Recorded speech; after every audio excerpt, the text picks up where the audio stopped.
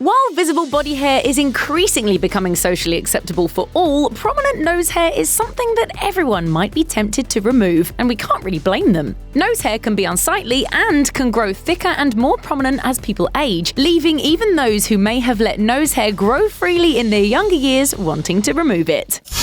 Oh, I can smell the universe.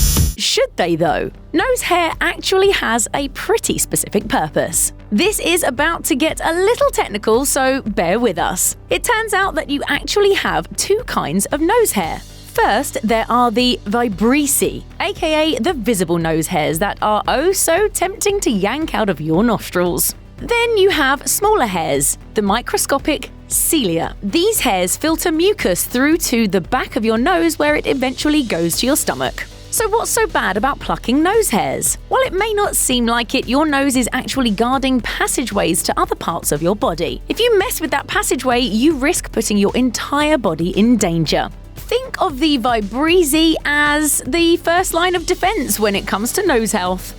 Those nose hairs keep germs and particles from sliding down to your stomach along with all that mucus. Plucking your nose hairs, however, opens the door to infection, because when the hair follicles are pulled out, it leaves room for the germs to get in. Once an infection hits your nose, it could potentially be passed on to your brain, since the veins that carry blood from your nose connect to the veins that carry blood from your brain.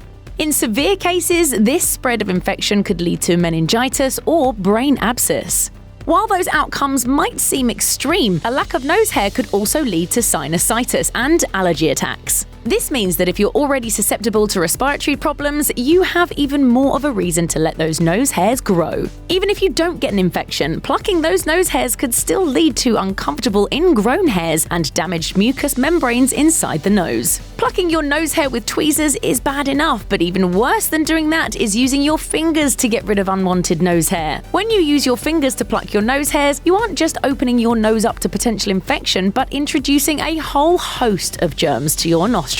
You're also more likely to break the skin of your nose this way. Dr. Barry Cohen told Dollar Shave Club, "A break in the skin from removing nose hairs can cause overgrowth and a local cellulitis which can spread and become sepsis. Stop ripping nose hair out with your fingers." Assuming you've heard all this and still insist on grooming your nose hair, there are much safer options than digging in your nostrils with your dirty fingers or with a pair of tweezers. If you absolutely must do something about your nose hair, consider trimming it with scissors designed for the task. To be completely safe, you'll want to invest in the right equipment. Scissors with sharp tips are not a good fit here for obvious reasons. Go with a round tip for the safest trim. It's also best to remove your excess nose hair in a well-lit area with the help of a magnifying mirror. Before starting, make sure you've cleaned your nose and the scissors. Electric nose trimmers are another viable option. Just make sure that you're focusing on excess nose hair. If you limit your nose hair removal to just the overgrowth and make sure to leave most of the hair in place, you can keep your nose groomed and healthy. Check out one of our newest videos right here. Plus, even more list videos about your favorite stuff are coming soon. Subscribe to our YouTube channel and hit the bell so you don't miss a single one.